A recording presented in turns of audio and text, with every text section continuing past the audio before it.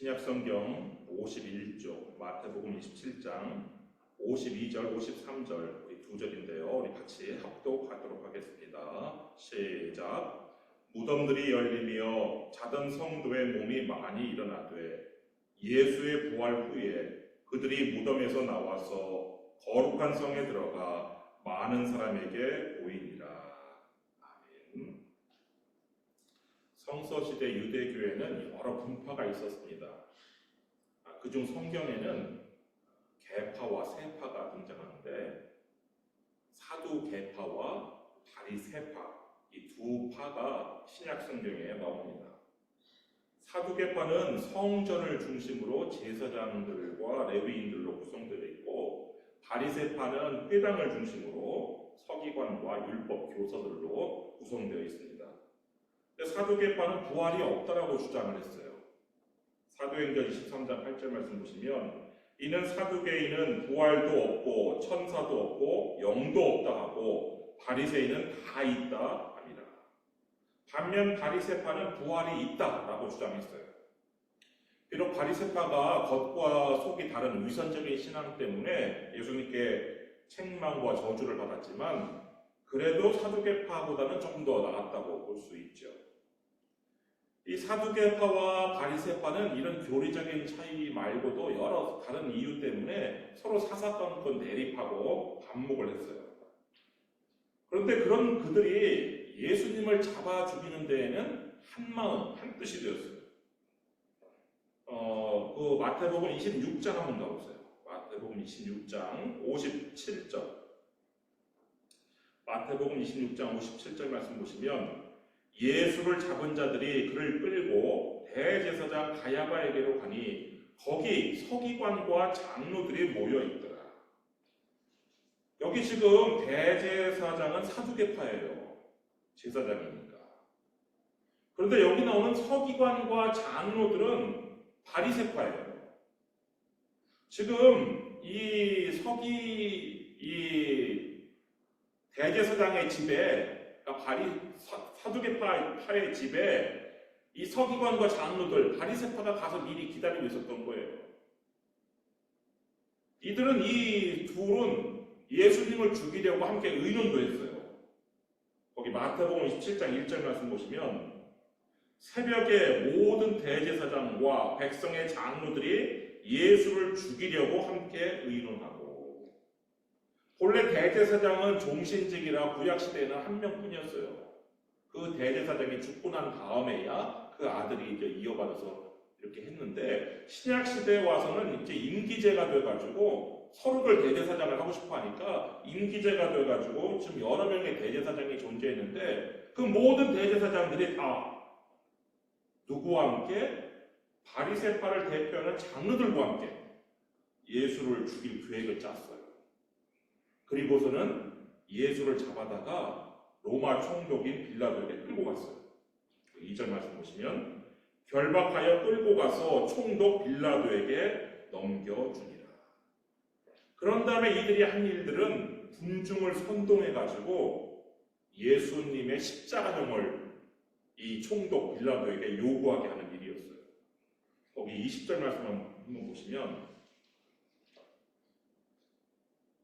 대제사장들과 장로들이 무리를 권하여 바라바를 달라 하게 하고 예수를 죽이자 하게 하였더니 이렇게 이 대제사장과 장로들이 무리를 선동하니까 불과 5일 전에 예수님을 향해서 종려가지를 흔들면서 자기 겉옷을 깔면서 호산나 호산나 하고 외치던 그 군중들이 이제는 예수님을 십자가에 못 박으라고 고래고래 소리를 지르는 거예요.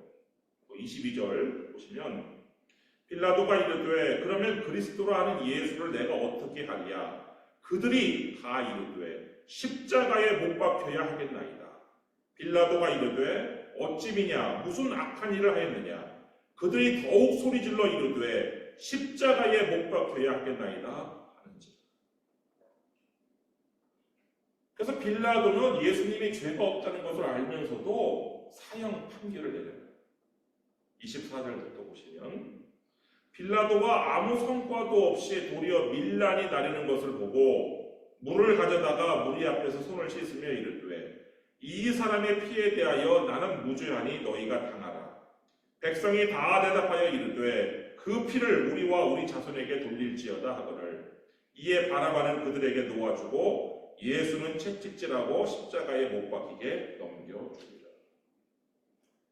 빌라도는 사형 판결을 내리면서 그 의로운 아무 죄 없는 무죄한 예수님의 피를 자기가 지기 싫었어요. 그래가지고 너희들이 당해라. 그랬더니 이 무리들이 뭐라고 얘기를 했냐면 예수님의 피를 우리와 우리 자손에게 돌릴지어다.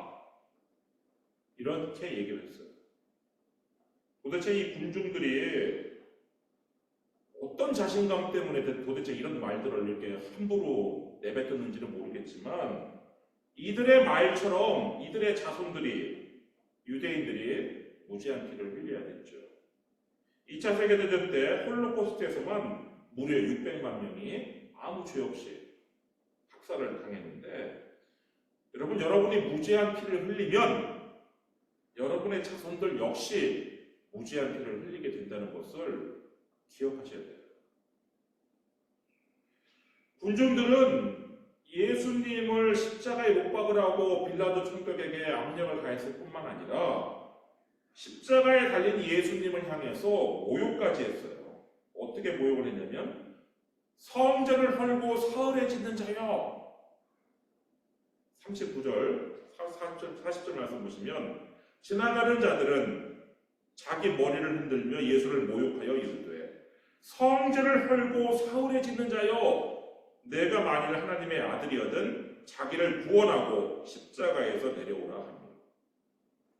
예수님께서요 성전을 헐고 사흘에 짓는다는 말씀을 하셨어요. 그거를 가지고 이들은 예수님을 향해서 거짓말쟁이라고 하면서 그거를 가지고 지금 예수님을 좀 모욕하는 거예요. 모욕뿐만 아니라 십자가에서 내려오라고 좀 도발을 하고 있어요. 근데 이 군중들과 함께 이 사두개파와 바리새파 역시 십자가에서 내려오면 우리가 믿겠다라고 예수님을 희롱해요. 41절 말씀 보시면 그와 같이 대제사장들도 서기관들과 장로들과 함께 희롱하여 이르되 그가 남은 구원하였으되 자기는 구원할 수 없도다. 그가 이스라엘의 왕이로다. 지금 십자가에서 내려올지어다. 그리하면 우리가 믿겠노라. 그리스의 소설가 니코스 파잔차키스라는 사람이 죽기 4년 전에 1953년에 이 십자가에서 내려오라는 이 유혹을 주제로 그리스도 최후의 유혹이라는 제목의 소설을 발표했어요. 그 소설은 1988년도에 영화화되어서 유명해졌는데 이 소설과 영화에서는 이 광야에서 예수님을 유혹하다가 실패한 사탄이 다시 이 골고다 언덕에 다시 찾아와가지고 십자가에서 내려오라는 유혹을 하는 것으로 묘사하고 있어요. 그러나 예수님께서는 최후의 유혹을 이기시고 십자가에서 내려오지 않죠. 그리고 결국 예수님께서는 십자가에서 그 생을 마감을 하시는데 50절 말씀 보시면 예수께서 다시 크게 소리 지르시고 영혼이 떠나십니다. 누가복음은 예수님께서 이때 어떤 소리를 지르셨는지 어떤 말씀을 하셨는지 기록을 하고 있는데 누가복음 23장 46절 말씀 보시면 예수께서 큰 소리로 불러 이르시되 아버지 내 영혼을 아버지 손에 부탁하나이다 하고 이 말씀을 하신 후 숨지십니다. 아버지라는 호칭을 통해서 단절되었던 하나님과의 관계가 마지막 순간에 회복되었음을 알 수가 있습니다. 그렇게 예수님께서 돌아가신 후 두 가지 사건이 일어났는데 첫째는 성소 휘장이 찢어졌어요. 51절 말씀 보시면 이에 성소 휘장이 위로부터 아래까지 찢어져 둘이 되고 지성소 안에 있는 언약궤를 가리는 기능을 하는 이 성소 휘장은요 굉장히 무겁고 이 성인 남자의 손 너비만큼 두꺼운 천이에요. 그래서 위에서부터 아래까지 두 폭으로 찢어진다는 것은 사실 있을 수 없는 일이에요.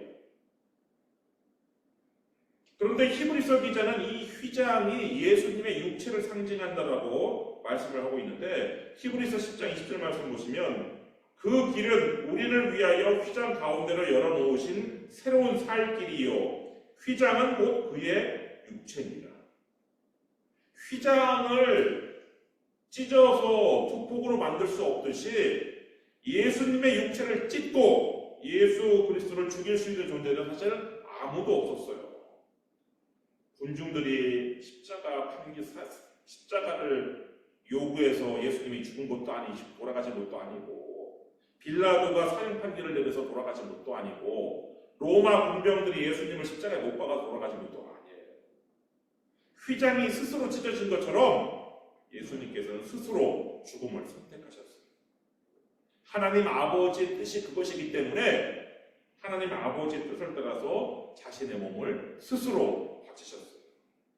히브리서 10장 10절 말씀 보시면 이 뜻을 따라 예수 그리스도의 몸을 단번에 들이심으로 말미암아 우리가 거룩함을 얻는다.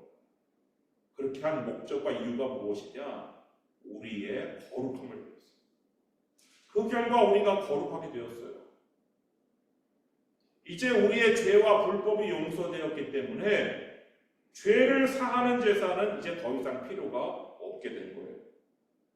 히브리서 10장 17절 18절 말씀 보시면 또 그들의 죄와 그들의 불법을 내가 다시 기억하지 아니하리라 하셨으니 이것들을 사하셨은즉 다시 죄를 위하여 제사 드릴 것이 없느니라. 이제 예수님의 십자가 죽으심 후에 십자가 후에 황소와 염소의 피로 드리는 제사, 드리는 희생 제사는 이제 더 이상 필요 없게 되었어요. 제사 제도가 불필요하다는 것은 이제 더 이상 성전이 필요 없다는 뜻이에요. 그것이 바로 예수님께서 성전을 허물고 사흘에 짓겠다는 그런 의미예요. 그 다음 예수님께서 돌아가실 때 있었던 일이 많은 성도의 몸이 살아난 일이에요. 거기에 52절 말씀 보시면 무덤들이 열리며 자던 성도의 몸이 많이 일어났다.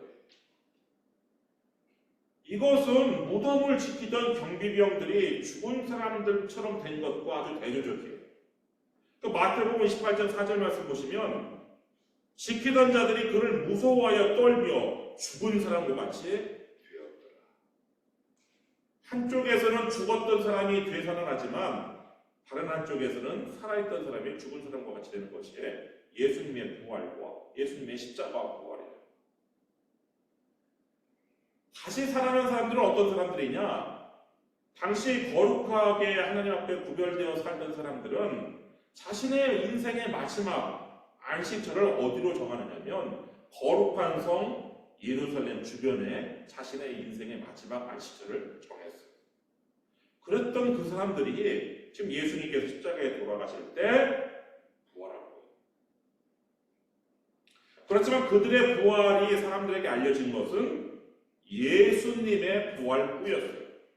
53절 말씀 보시면 예수의 부활 후에 그들이 무덤에서 나와서 거룩한 성에 들어가 많은 사람에게 보입니다. 예수님께서 부활하시기 전에 무덤에 계실 때에는 그들도 살아났지만 그들도 무덤에 있었어요. 그리고 예수님께서 부활하신 다음에야 그들이 거룩한 성 예루살렘에 들어가서 사람들에게 보여진 거예요. 이로써 예수님께서 부활의 첫 열매가 되셨어요. 고린도전서 15장 10절 말씀 보시면 그러나 이제 그리스도께서 죽은 자 가운데서 다시 살아나사 잠자는 자들의 첫 열매가 되셨도다. 여러분, 오늘 부활한 이 성도들은 이후 어떻게 되었을까요? 예수님께서는 부활하신 다음에 40일 후에 승천하셨어요. 그 하나님 우편에 지금 앉아 계셔요. 근데 이들은 어떻게 되었을까요? 이들도 다시 승천했을까요? 예수님 따라?